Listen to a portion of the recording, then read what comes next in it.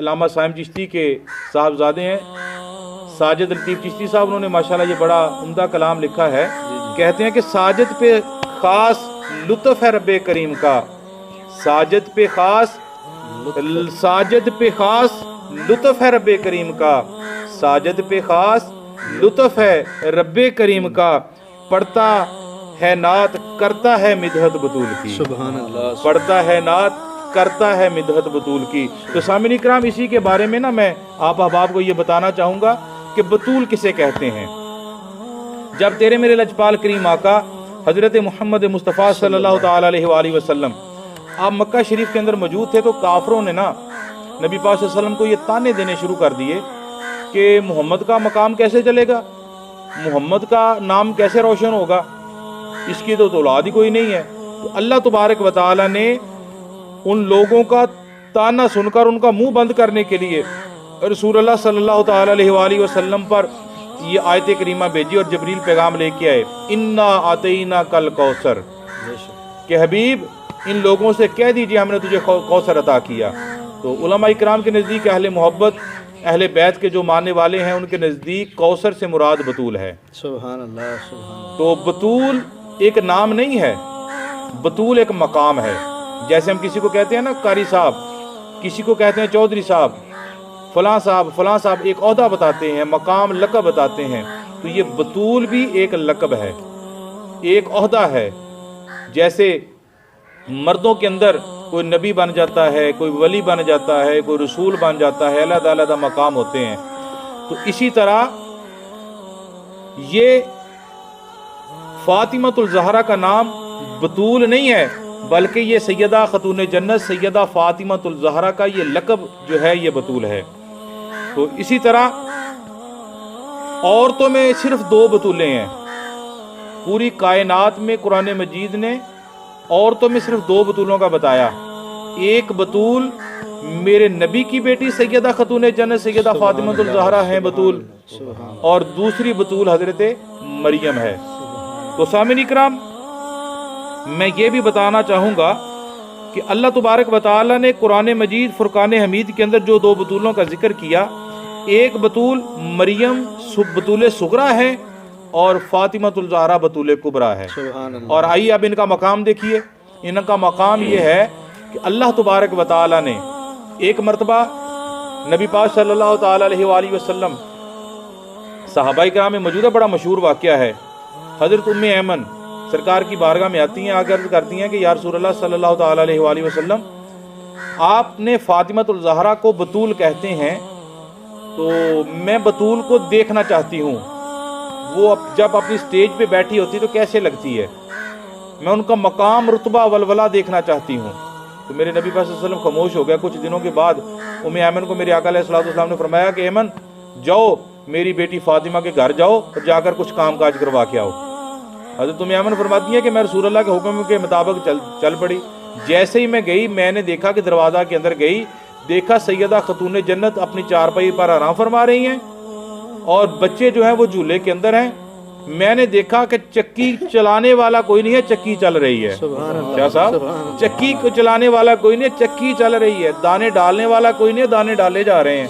آٹا نکالنے والا کوئی نہیں، آٹا سمٹ رہا ہے، نکالا جا رہا ہے.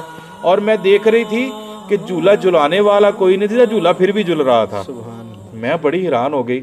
میں نے دوڑی سرکار کی بارگاہ میں گئی. میں نے کہا یا رسول اللہ، میں نے یہ منظر دیکھا، سیدہ پاک تو آرام فرما رہی ہیں اور چکی چل رہی ہے، جھولا جھل رہا ہے، آٹا پیس ہو رہا ہے، سارے معاملات سارے کام ہو رہے ہیں، یہ کیا معاملہ ہے؟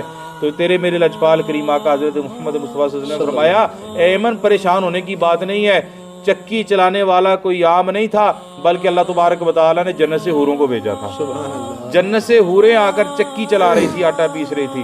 جھولا جلانے والے بھی تمہیں نظر نہیں آئے؟ جھولا جلانے والے اللہ تعالیٰ نے جنت سے فرشتے بھیجے تھے. تو نبی پاک نے فرمایا کہ ام ایمن ذرا دیکھو کہ جس کی بیٹی کا یہ مقام ہے اس نبی کا اپنا مقام کیا ہوگا. تو میں قبلہ شاہ صاحب سے بھی یہ میں پوچھنا چاہوں گا، کیونکہ آج کے ہمارے اس پروگرام کے اندر یہ 2 شخصیات ہمارے سامنے موجود ہیں، اور بابا جی فقیر حسین صاحب اور پیر سید عمر شاہ گیلانی آستانہ عالیہ 138 چھوٹا ہرسیانہ سے آپ بھی تشریف فرمائیں. تو میں آپ سے بھی یہ پوچھنا چاہوں گا کہ آپ سیدہ پاک کے حوالہ سے کوئی بھی گفتگو جو ہمارے ناظرین کے لیے ایک نصیحت ہو اس حوالے سے کچھ ارشاد فرما دیں۔ بسم اللہ الرحمن الرحیم۔ شاہ صاحب آج الحمدللہ 3 رمضان المبارک ہے، ماشاء اللہ، الحمدللہ۔ اور یہ 3 رمضان المبارک سیدہ کائنات سیدہ فاطمۃ الزہرا سلام اللہ علیہا آپ کے وصال کا دن ہے۔ جی اصل میں بات یہ ہے شاہ صاحب کہ یہ جو 5 تن پاک کا گھرانہ ہے نا، سبحان اللہ۔ ان کا ہر عمل ہمارے لیے ہدایت ہی ہے، جی وہ ہمارے لیے مشعل راہ ہی ہے۔ جی تو جب بات آئے سیدہ کائنات سیدہ فاطمۃ الزہرا سلام اللہ علیہا کی، سبحان اللہ۔ آپ کے ادب اور مقام کو اور آپ کے حیا کے پردے کو ملحوظ خاطر رکھتے ہوئے سب سے پہلے تو میں یہ عرض کرتا ہوں کہ ہماری تو زبانیں بھی اتنی پاک نہیں کہ ہم جناب سیدہ پاک کا نام اپنی زبان پر لیں۔ اللہ اکبر۔ کہ آپ کی طہارت کا یہ مقام ہے۔ بے شک بے شک ہم کلمہ گو مسلمان ہیں، لیکن جو سجدہ کا مقام ہے، سجدہ پھر جنت کی تمام عورتوں کی سردار ہیں سیدہ کائنات۔ جی بے شک۔ تو سیدہ کائنات حیا کی پیکر ہیں۔ سبحان اللہ، بے شک۔ اب سیدہ کائنات کی حیات مبارکہ کے اوپر اور حیات مبارکہ کو مد نظر رکھتے ہوئے آج کل کے نوجوان عورتوں کے لیے جو اس میں پیغام میں دینا چاہوں گا کہ ہماری وہ مائیں اور بہنیں جنہیں یہ نہیں علم کہ حیا کیا ہے، جی اللہ ان تمام ماؤں بہنوں اور بیٹیوں کو سجدہ کائنات کی چادر تطہیر کے صدقے حیا کا تبرک عطا فرمائے۔ بے شک۔ حیا کے حوالے سے صرف ایک بات بیان کروں گا شاہ صاحب۔ جی ایک دفعہ نا جناب علی المرتضیٰ شیر خدا حیدر قرار اور سجدہ کائنات کے درمیان کسی معاملے پر بول چال پر خاموشی ہو گئی۔ اب اس بات کا علم جناب محمد مصطفیٰ صلی اللہ علیہ وسلم کو ہوا۔ جی اب نبی صلی اللہ علیہ وسلم کی وہ لختے جگر ہیں، سبحان اللہ، بے شک۔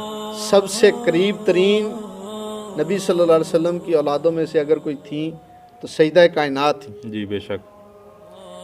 اب نبی صلی اللہ علیہ وسلم سے یہ برداشت نہ ہوا بحیثیت باپ۔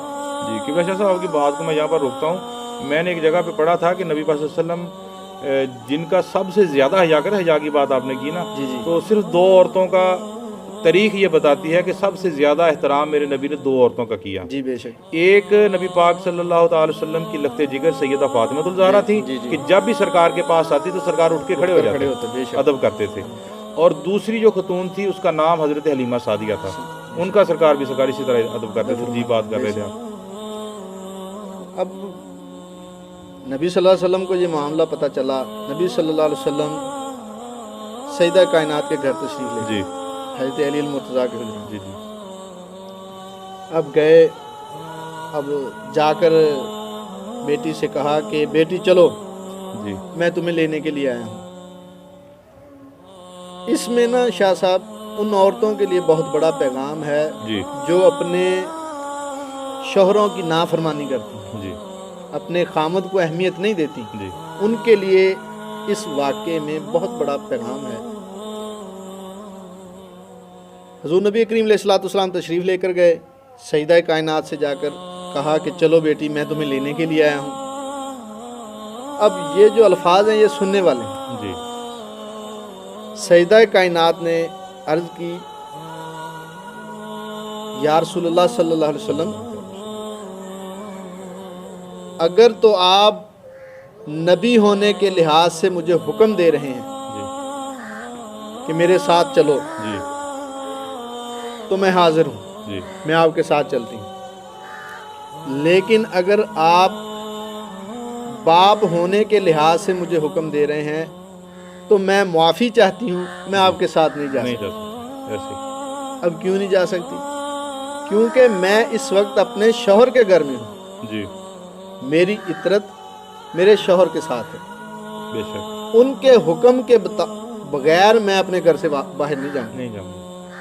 कितना बड़ा हया का पैगाम दिया गया। सुभान अल्लाह, अल्लाह अकबर।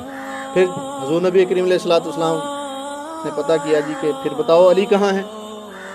जी, पता चला जी कि वो मस्जिद में है। हुज़ूर नबी करीम अलैहिस्सलाम मस्जिद में तशरीफ़ लेके आए तो जनाब अली मुर्तज़ा शेर खुदा हैदर करार मस्जिद में लेटे हुए हैं या करवट बदल रहे हैं। जी, तो जनाब अली मुर्तज़ा शेर खुदा के बदन अतहर पर मट्टी लगी हुई है, जी, मट्टी लगी हुई है। तो उस वक्त मेरे करीम आका अलैहिस्सलाम अली मुर्तज़ा को ये फरमाते हैं, ऐ अबू तुराब उठ, वाह वाह वाह, अबू तराब उठ, वाह वाह, ऐ अबू तुराब उठ, उठ। सुभान तो अल्लाह, जनाब अली मुर्तज़ा शेर खुदा खड़े हो जाते हैं। सुभान अल्लाह। अब जनाब अली मुर्तज़ा शेर खुदा को सारी ज़िंदगी इस नाम से, इस लक़ब से जितना प्यार रहा है ना, हाय हाय हाय, और वाह, किसी वाह, लक़ब वाह, से प्यार वाह नहीं वाह, क्या बात है, क्या बात है, सुभान अल्लाह।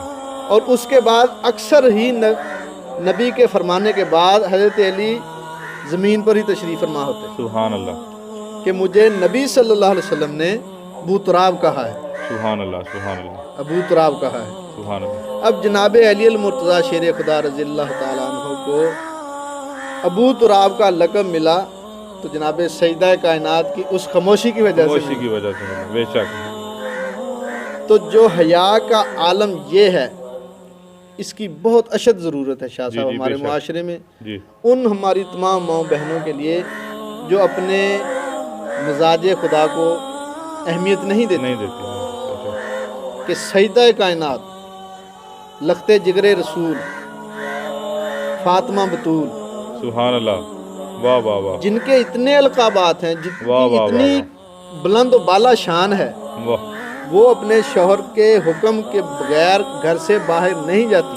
वाह, तो हमारा तो फिर हिस्सा ही कोई नहीं है, वाह वाह वाह वाह, हमारी तो कोई हैसियत ही नहीं है, बात ही नहीं। बेशक। इसलिए मैं ये अर्ज़ करना चाहूँगा कि अगर हया की भी खैरात लेनी है तो सैयदा कायनात की चादर ततहीर का सदका ही हमें अता फरमाए। बेशक, बेशक। तो माशाल्लाह आपने बहुत अच्छी बात की है। तो मैं इन लफ्ज़ों के साथ इजाज़त चाहूँगा कि सरकारे दो जहां की राह